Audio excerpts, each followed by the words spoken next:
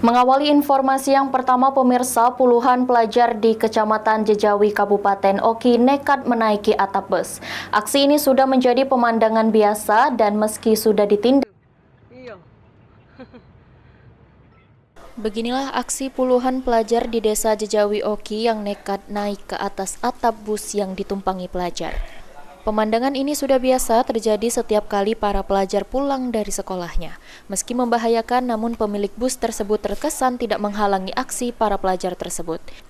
Kasat Lantas Polres Oki AKP Joko Edi Santoso saat dikonfirmasi menyampaikan pesan via WhatsApp bahwa beberapa waktu lalu pihaknya sudah menindaklanjuti dan memberi peringatan terhadap pelajar serta pemilik kendaraan. Namun pelajar terkesan membandel dan mengulangi aksi serupa. Kasat Lantas Polres Oki menambahkan bahwa akan kembali mendatangi lokasi untuk menindaklanjutinya. Novan Wijaya, PAL TV.